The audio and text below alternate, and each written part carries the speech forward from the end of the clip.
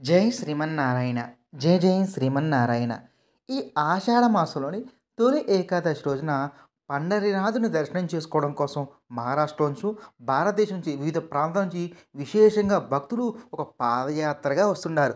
ఆ పాదయాత్రనే మలవారు వార్కరీ యాత్ర అంటారు.